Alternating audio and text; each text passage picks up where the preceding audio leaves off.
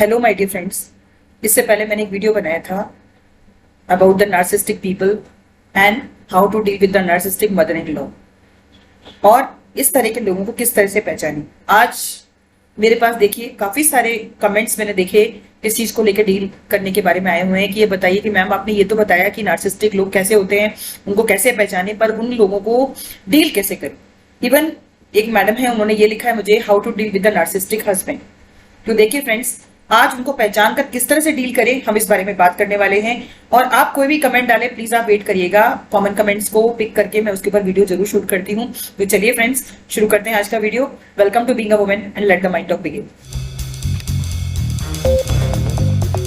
सबसे पहली चीज, accept that person as is. Accept the personality trait of narcissism for a particular person, कि ये आदमी जानबूझ करके नहीं कर रहा है, ये ऐसा ही है, ये अपने आप को सुपीरियर समझता है, ये चीज इसके नेचर के अंदर है कि ये अपने आप को सुपीरियर समझता है, दूसरे लोगों को अपने से इंफीरियर समझता है। He is not doing it willingly, कि उसको तो ये लगता है केवल मैं ही सही हूं और कोई दूसरा सही हो ही नहीं सकता मेरे अलावा। देखिए, इस तरह के लोग सुधर नहीं सकते कभी भी। इंप्रूव जरूर हो सकते हैं, लेकिन इंप्रूवमेंट के चांसेस भी बहुत कम होते हैं। इनका सबसे बड़ा काम होता है, पहले भी मैंने बोला है, दूसरों को नीचा दिखाते रहना। तो इस तरह के लोगों के साथ कौन रह सकता है, कौन इनको डील कर सकता है? देखिए, या तो आप बहुत वीक हो पर्सनैलिटी वाइज, पालतू कुत्ता या पालतू जानवर की तरह इनके पीछे लगे रहो, जो ये कहते हैं हाँ हाँ हाँ करते रहो, या फिर अपना कलेजा लोहे का बना लो, अपने आप को इतना मजबूत बना लो कि गलत बात बर्दाश्त के बाहर नहीं होगी। आप इस तरह के लोगों पर ध्यान देना बंद कर दीजिए, साथ रह करके भी, क्योंकि इनके अंदर ये पर्सनैलिटी जो डिसऑर्डर है, दूसरों को नीचा दिखाने का, आप उस बात को नहीं बदल सकते। हर एक बात में हाँ हाँ हाँ कब तक मिलाएंगे, कब तक कॉम्प्रोमाइज करेंगे आखिर। टिप नंबर 2, आप इस तरह के इंसान के साथ कब तक जिएंगे, कब तक कॉम्प्रोमाइज करेंगे। इंप्रूवमेंट की गुंजाइश बिल्कुल भी नहीं होती इस तरह के लोगों के अंदर। इसके लिए ये सेकंड टिप है माय डियर मेरे फ्रेंड्स, कि you have to set your boundaries. कि तुम्हारी नजरों में मैं गलत भले ही हूं, लेकिन मैं अपने आप को गलत नहीं समझता। ब्लैकमेलिंग और जबरदस्ती भी बर्दाश्त नहीं होगी। आप कॉम्प्रोमाइज कर सकते हैं, लेकिन एक हद तक कॉम्प्रोमाइज करिए बस। I may not be right in your eyes, but I will not accept the wrong behavior. Physical जो है अब्यूज, इमोशनल अब्यूज बर्दाश्त के बाहर होगी, नहीं बर्दाश्त होगी, क्योंकि अपने आगे आपके ओपिनियन से ये लोग कभी भी सहमत नहीं होंगे, ना ही आपकी बात को सुनेंगे, ना ही उसको रिस्पेक्ट देंगे। टिप नंबर 3, नार्सिस्टिक लोगों के साथ बिल्कुल बी स्ट्रेट फॉरवर्ड।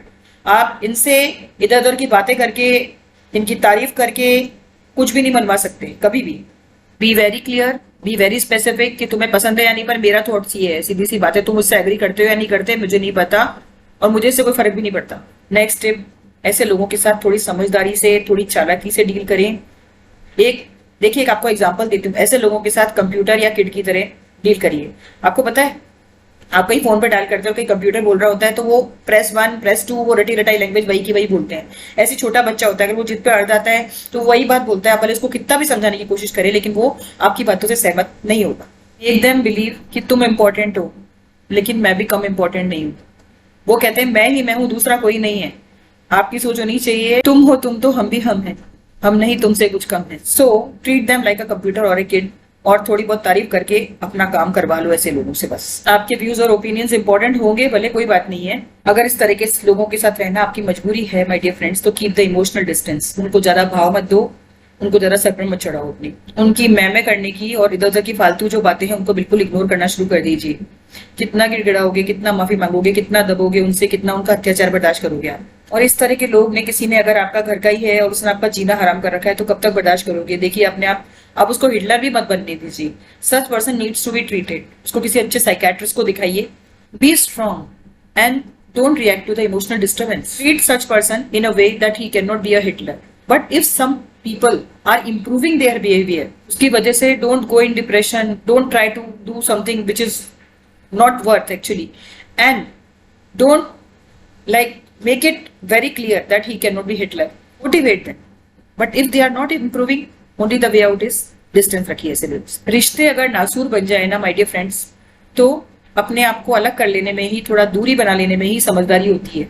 थोड़ा सा डिटैच कर लीजिए। अगर कोई पड़ोसी है, रिश्तेदार है, कोई दूर का है, लेकिन अगर ब्लड रिलेशंस है, तो ऐसे इमोशनल डिस्टर्बेंसेस ज्यादा टाइम बर्दाश्त मत करिए माय डियर फ्रेंड्स। लाइफ बहुत लंबी नहीं है। इस केस के अंदर आपको बेसिकली एक ही कदम उठाना चाहिए, वो है कि आप उनके लिए इमरजेंसीज में अवेलेबल रहिए। केवल कोई भगवान ना करे कोई प्रॉब्लम हो तो आप उनके लिए अवेलेबल रखिए, बाकी अपने आप को उनसे फिजिकली दूर कर लीजिए। चाहे माता पिता हो, चाहे बच्चे हो, चाहे पति पत्नी हो, हर एक किसी चीज को आप एक लिमिट तक बर्दाश्त कर सकते हो, पूरी जिंदगी को खराब नहीं कर सकते हो किसी पर्टिकुलर चीजों के लिए। Be available in emergency for such people but get separated. पर आपको जब भी ये करना है कि जब आप समझा कर थक गए हो, पर सारी लिमिट क्रॉस हो गई है समझाने की, आपके लाख समझाने के बावजूद भी कोई इंप्रूवमेंट नजर नहीं आ रही है, अगर बर्दाश्त की सीमा से बाहर हो गया है मामला, तभी आपको ये करना है। फिर भी मैं आपको एक ह्यूमैनिटी के नाते यही कहूंगी कि देखिए, हमेशा जो भी इमरजेंसीज हैं उनके टाइम हमेशा खड़े रहिए, उनके साथ निभाइए, क्योंकि ये इंसानियत है।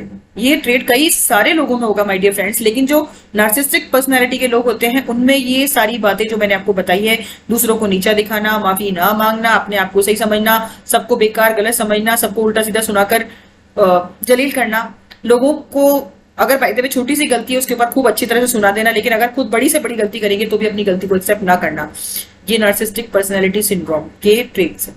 ये ट्रेड्स जनरली थोड़े बहुत सभी ह्यूमन बींग्स में होते हैं, लेकिन एक टॉलरेंस के अंदर होते हैं, बर्दाश्त के बाहर नहीं होते हैं।